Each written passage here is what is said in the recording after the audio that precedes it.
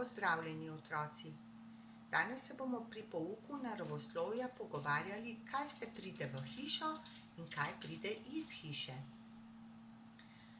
Jamski človek je v svojo hišo, jamo, prinašal hrano, vodo in drva. Z ognjem se je grel, pripravljal hrano in svetil. Nad Logarsko dolino so arheologi odkrili jamo, ki je dolga 115 metrov, njen strop pa je visok tudi do 10 metrov. In v kameni dobi so se v tej jami srečevali lovci. Kako so vedeli, da so v njej živeli lovci? Ker so našli 40 različnih vrst živali, med drugim tudi kosti jamskega medveda. Poleg tega so našli še koščene konice, kamena orodja in kurišča. Ugotovili so, da so si kurili z lesom smreke in neke vrste bora. Torej orodja so našli, kot so pestnjaki, kosti jamskega medveda, del njegove čeljusti in iz kosti narejena piščal, ki je tudi svetovno znana. Kasneje, v času Rimljanov, so bile hiše drugačne. V hišo so imeli samo bogati Rimljani napeljan vodovod, ogrevanje, iz hiše pa kanalizacijo. Spodaj imate fotografijo javnih stranišč. Tule imate primer kanalizacije in akvadukta vodovoda. Hiše v srednjem veku niso imele kanalizacije, niti pitne vode. Pitno vodo so dobili iz vodnjaka, ki je običajno stal na trgu in pa s pomočjo deževnice.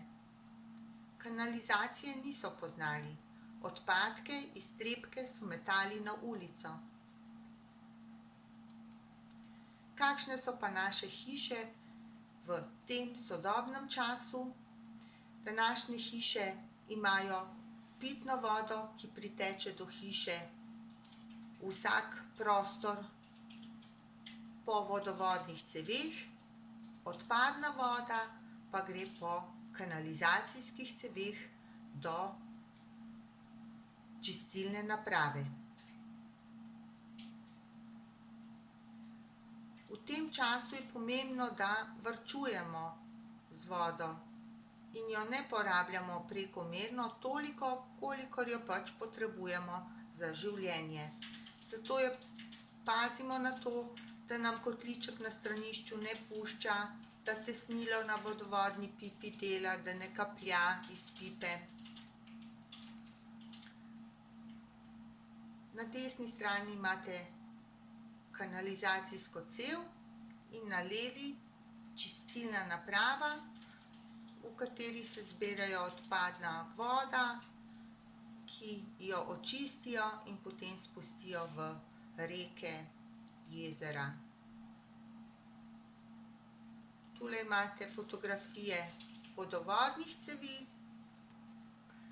Topla voda priteče po teh rdečih ceveh, označenih rdečih ceveh, do pač umivalnikov, banje.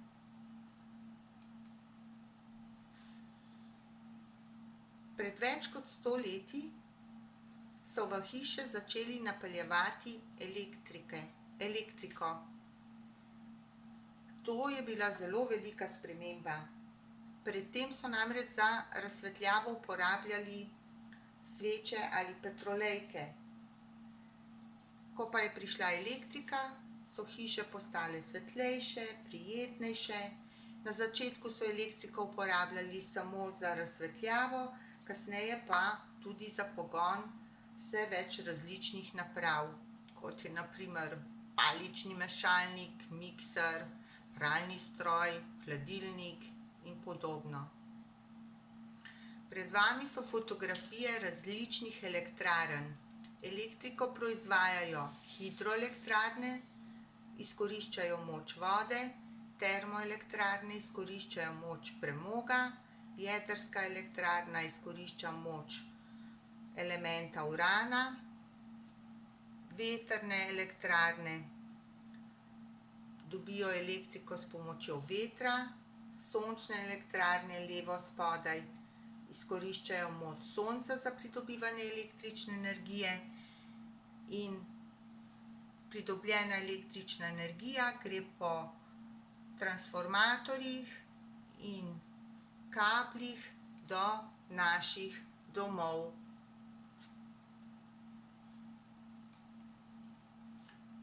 Torej, kaj vse prihaja v hišo?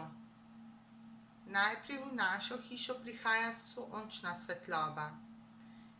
Rekli smo tako topla kot hladna voda. Vodo potrebujemo za umivanje, pranje, čiščenje, za pripravljanje hrane.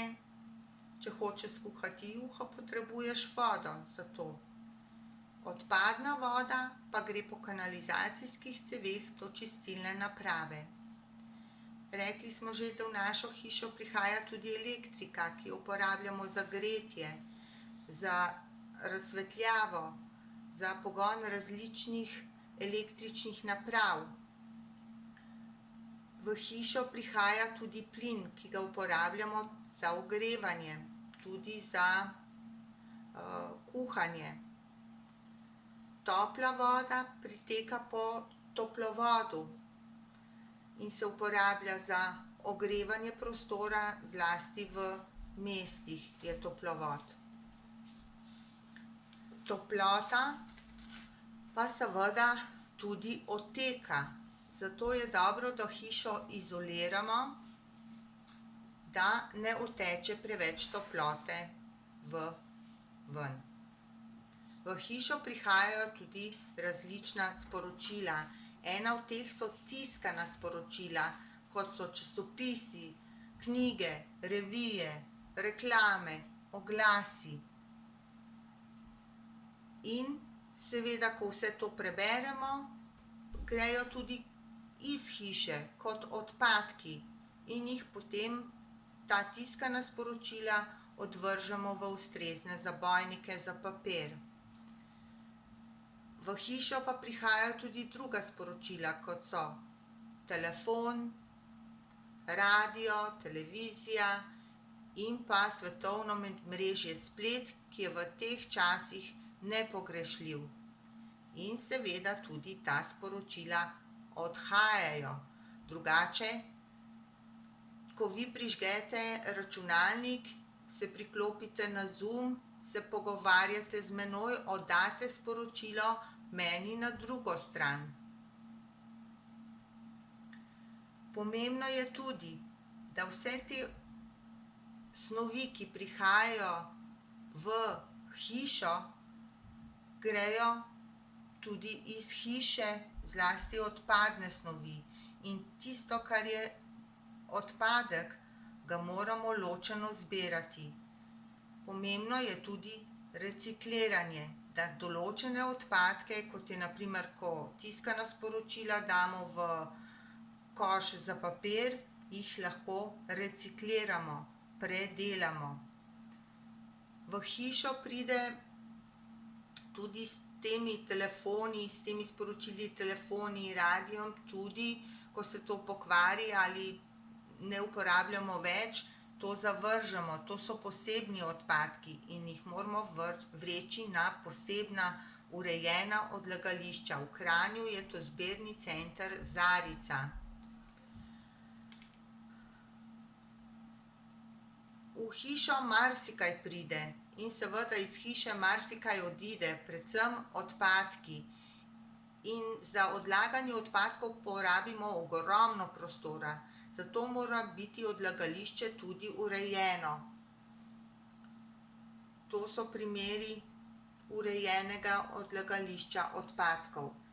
So pa snovi, ki pridejo v hišo in jih potem odvržemo kot odpadke, damo v posebne zabojnike, namenjene tudi temu, da jih lahko predelamo, recikliramo.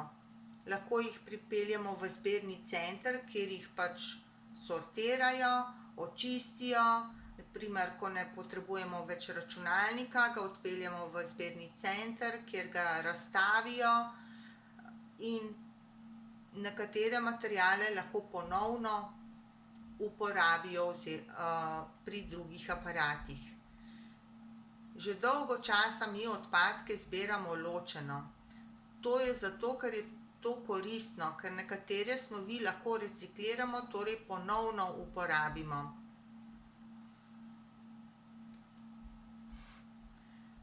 Tako, na kratko bi bilo to vse, kaj pride v hišo in iz nje.